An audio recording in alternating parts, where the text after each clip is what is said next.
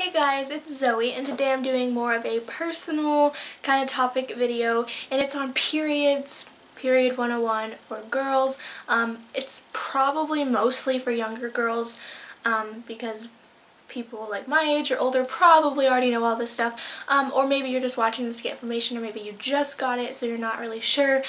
So that's what this video is for. It's not really, in my opinion, TMI, because we're all girls for the most part watching this, and we all go through it. We all need to know about it. It's the human body, but if it does kind of gross you out or you don't want to watch, then obviously you don't have to. But I'm just going to be going into like different products, the symptoms, what you can use, what a period is, etc. So let's get started. Okay, so what is a period? Most of you probably know what a period is, but for those of you who don't, a period is when you go through puberty, your body, I'm going to try to use it in dummy terms so it's not confusing, your body releases the tissues and all the blood in the egg basically for that month, and it comes out of your vagina, and so there's blood. Basically the reason why is because once you go through puberty you're able to have babies, and if you don't have a baby that month and your egg isn't fertilized, it's going to release itself every month for about a week, once a month usually, and it's going to release itself and come out. Most of it is like your tissues and stuff, and some of the egg and the blood, and so you're not dying if that's what happens. It's every girl has to go through it. It's not fun, but it basically just means you're not pregnant. And you're normal. So I'm going to read the actual definition. The process in a woman's of discharging blood and other materials from the lining of the uterus at intervals of about 1 lunar month from puberty until menopause, except during pregnancy. So there's the definition. So a lot of people want to know what age they will be when they get it, and everybody is different. Everyone is different. You don't know when you'll get it. Personally, for me, I was kind of young. I was 10. I was almost 11, but I remember I was in 5th grade when I got mine. So I was really young, but usually you might get it around the same time your mom got it. Sometimes, for some people, that's how it works. That it's always like around when your mom got hers, but not always. They can start at the earliest from age of 8. Like, I can't even imagine like being in 3rd grade and having to deal with that. So that's why I'm making this video, for those of you who don't know about it and like need to know about it, or you don't have like a woman in your life that you can talk to. But yeah, you can start at the early ages of 8, but it's really rare, all the way up to like 16, 17, sometimes 18. But I've heard that if you get past 16 or 17 and you haven't started your period, you may want to talk to your doctor just to make sure that you're still going to start it and that everything's okay. So yeah, I was 10, but I would say the most average age is from like 12 to 16 is mostly when girls get it, but it's any time between that period. So now I'm going to talk about symptoms. A little bit before you get your period, like before you even start it, you might have cramps, and everyone asks if periods hurt. The period part doesn't actually hurt. Like, the blood coming out doesn't hurt. The cramps or the symptoms is what kind of makes it suck. So I had cramps like a year before I even started my period, and like it would be on and off. So sometimes I'd go to the bathroom, maybe check, because sometimes when you're cramping you're like, maybe I started my period. So I would still go to the bathroom and check, but they pass after a while. I'll talk about how to treat all of that in a little bit, but yeah, you'll have to get cramps, and you might have some discharge. If you don't know what discharge is, it's like that clear or like maybe light colored fluid that comes out of your vagina, and for girls that's mostly normal, like to happen every day, but it usually gets a little bit thicker or more around before or after you start your period. So that may also be like a symptom that you're about to start, but it's not abnormal. It's how the vagina cleans itself out, and that's totally normal. So yeah. So the cramps kind of feel like bowel movement cramps, if we're going to be real here, but worse. So you're not really sure. You're like, do I have to poop? Or yeah, you know, but it's down lower, kind of like your upper uterus, like it's down lower cramps. And sometimes your back can hurt, like your lower back. So basically it's just kind of like stomach pains. But I'm not trying to scare you or make it sound like horrible. Some people really do have really bad cramps though. But what you can do is you can take pain pills, Advil, ibuprofen, Tylenol, pain, like you know, anything. If that doesn't work for you, like normal pain pills, there is something for specifically for periods. There's Midol and there's also Pamperin. They're basically the same thing. Most people use Midol and it's a pain pill, but it's specifically for periods, but I guess you could use it for anything. It helps headaches, backaches, cramps, fatigue, and I think that's it. Yeah, and you can like feel really tired, so the Midol does have a little bit of caffeine in it, and they will be your best friend. If normal pain pills aren't working for you, try doing that. But you do have to wait, you know, have to wait for it to kick in, and you do have to wait. But I would say if they don't go away, about 2 hours, they'll be on and off. Like, they won't be constant all day, and I usually cramp more before I actually get my period, and then when I'm on it, I don't cramp as bad. So it just depends, and that's the only really sucky part is the cramps. But pain pills will be your best friend. You could also use a heating pad, heat it up, or like heat up a bag of like in a towel or sock full of rice and heat it up. Anything like that, or you can talk to your doctor, but it's not unbearable for the most part. I'm not saying like for everyone, but for me, you know, it's painful, but it's just kind of like, you know. Like I said, you might also get a headache. That's normal. You might just feel more tired in your back. Some people's ankles swell up. It's just, you just feel like poo, you know what I mean? Like, you just don't feel good. But Midol should help with most of those, and a lot of sleep, and sometimes a light exercise. Believe it or not, you're like, what? I do not want to exercise when I'm on my period, like, especially if I'm cramping, but that actually does kind of help the cramps and help you feel better. Sleep and water, definitely, and if you eat healthier like that during that week, even though you'll want certain foods, it could help the cramps as well and help you not feel as bloated. Speaking of bloating, that is another symptom. Cramps and bloating is the ones I experience the most. Bloating is just where your stomach is maybe a little bit more bigger than it normally is, or your pants don't fit right that week all of a sudden and they fit like 3 days ago, or you step on the scale and you're like, what the heck happened? I'm like 5 pounds more, or you just feel ick. Like every time you eat, you just feel like you just always feel full and your stomach is just full of bloat, and that's basically how it is. Which Midol I think also relieves that, and so eating kind of healthier will also help that, and water. But yeah, the comfy pants that week. Like, another symptom along with periods is you might get more acne. Even if you don't have a lot of acne, or if you do, you may get more than you normally have, because it's all of your hormones like going crazy that week. Like, your hormones are insane. So that would cause you to break out mostly around your chin and cheek area, is where like you may break out more than normal. So I'm just saying, you know, be prepared for that week. I usually break out the week before my period, and then during, and then it starts to go away before it ends. So that's fun. And then the last one is cravings, food cravings. It's kind of almost like you're pregnant, because it's just like you just crave random things like pickles, or just stuff that you were like, what? I really want that. Like, I always crave Taco Bell and chocolate. So that may be kind of a sign you just want to eat all the time, and you give yourself an excuse to eat because you're on your period. So you're like, oh, it's okay, you know? You may also get mood swings, and I didn't really notice that until like a little bit. Like, right before my period, I get so emotional. Like, before I even started, I'll cry over like stuff that you normally wouldn't cry about, or you might get really angry or just irritated really easily. Again, your hormones are everywhere, so you might have a little bit of mood swings. You may be happy and then crying and then laughing and then mad. So again, like a pregnant person, so you may have like some mood swings, so just try not to yell at everyone. So now I'm going to talk about the different supplies. So first I'll talk about a pad. That's the most common for beginners, or most comfortable, or not most comfortable, most easiest, I guess, for people. So this is just what a pad looks like. I'm opening these for you. So there's obviously different brands. This is just like the Kotex ones. They have so many different kinds. They have thinner ones than these. They have bigger ones than these for overnight. They have so many different sizes.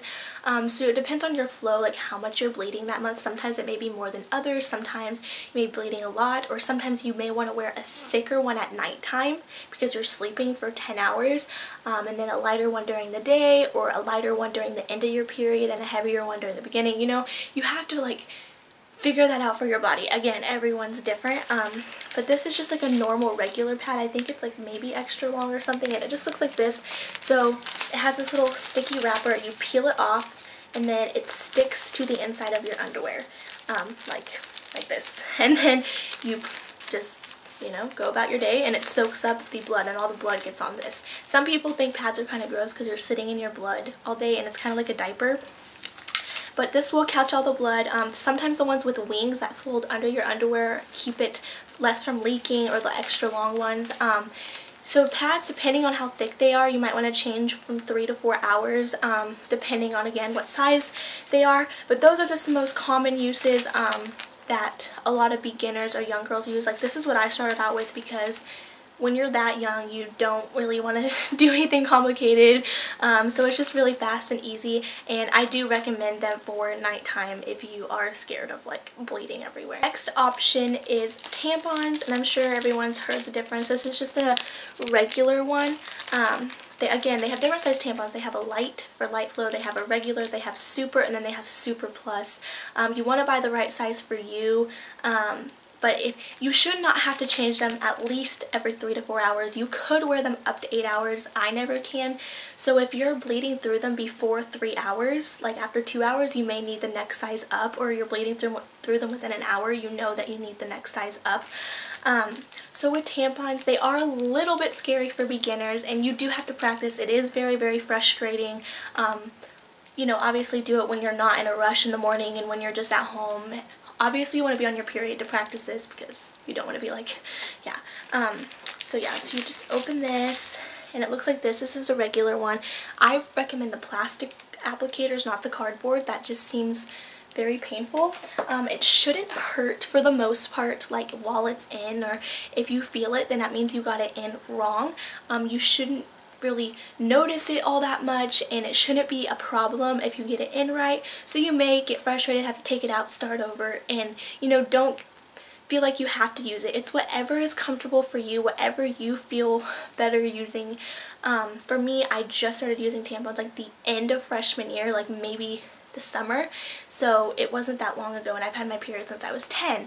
I just never wanted to stick something up me, but I'll kind of do a demonstration, obviously, with my hands. So you just open up the package, and you have this.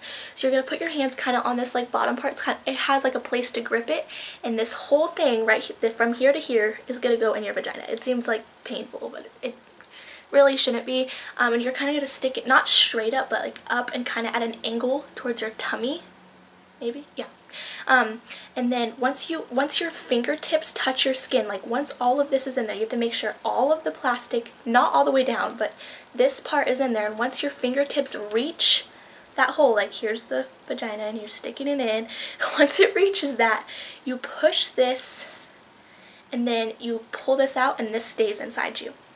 Seems complicated, and then you have the string hanging down, so when you want to change it, you pull straight down, and you want to pull faster rather than slowly pulling it out, because it actually hurts less, because it's like a suction cup and it gets bigger inside you. So you want to pull straight down, and then, you know, flush it or dispose of it, and this will get bigger as it absorbs blood. It's a piece of cotton, so with like as the blood fills up, it'll be bigger, which actually hurts less when it's like this. This hurts more when it's coming out if it's like not absorbed yet. And then sometimes they have a knot, so you can like pull, and then you just throw it away, and then you throw this away, and that's how that goes. I just wasted a whole tampon. So that's how that works. And again, there's different sizes and there's different tricks to do it. You need to like know where you're putting it. And different ways to help is maybe sitting. Some people sit down on the toilet and do it. Some people just stand up. Some people put one leg on the toilet.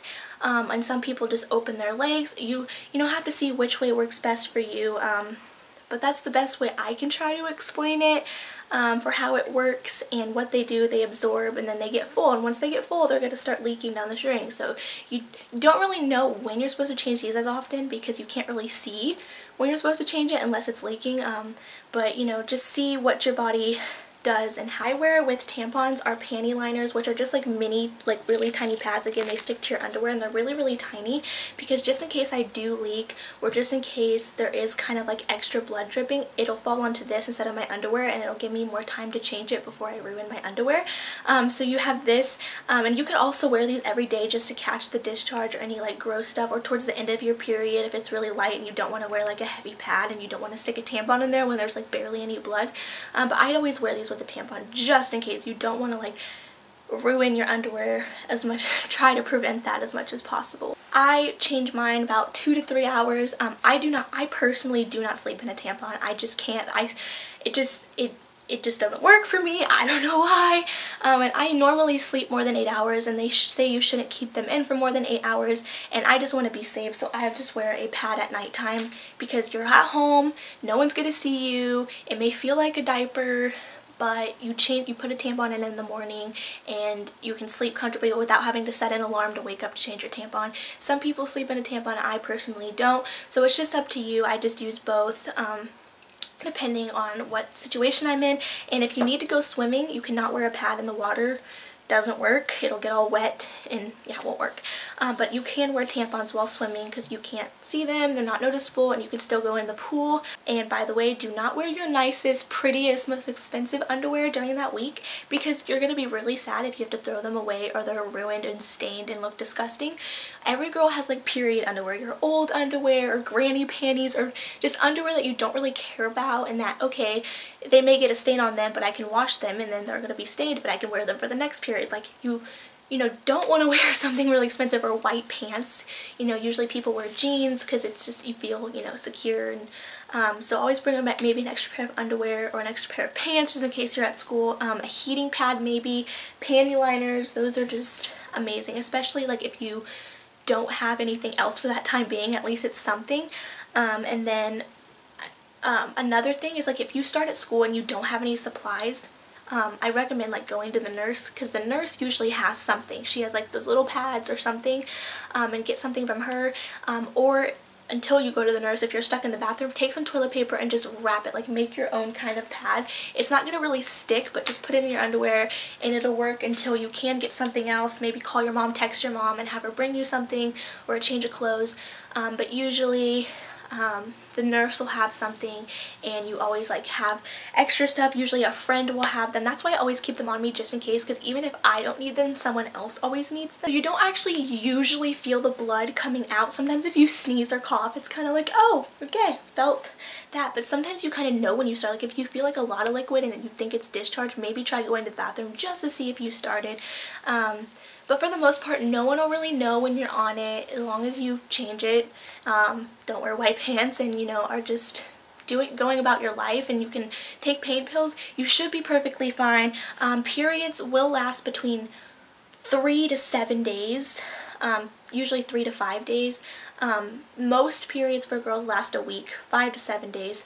So it just depends. If you're bleeding for more than 7 days, you may want to ask your doctor.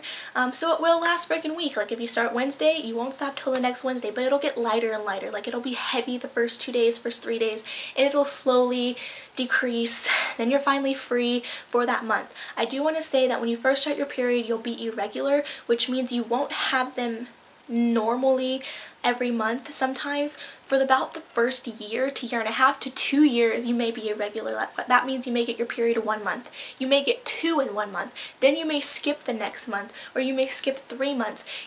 Just as long as you're talking to your doctor, make sure it's okay. But like when you first start your period, you'll be irregular. You won't know when it's gonna come, which kind of sucks. But sometimes your body will like tell you. But after you're regular, it should be around every 28 days. Basically once a month. Once you're regular, you should kind of have an idea of what time it is, and then you could also use like certain period apps that will track them if you put in the dates that you start and stop and everything. I hope this was helpful. Maybe you got some tips and ideas, and yeah, I mean, if you have any questions, ask them in the comments below. Maybe I'll do a separate video answering the questions, or I'll just answer them in the comments. Let me know if you want a part 2 on certain topics I didn't cover. That's basically the main part for beginners, just starting your period, what do you do. Don't freak out. It just means you're a woman. It's great. But if you haven't started your period yet and you want to and you're excited, you don't have no idea what's coming for you. I was so excited, then once it happened, I was like, oh my god, this sucks. So yeah, I hope you guys enjoy this, and I will talk to you later.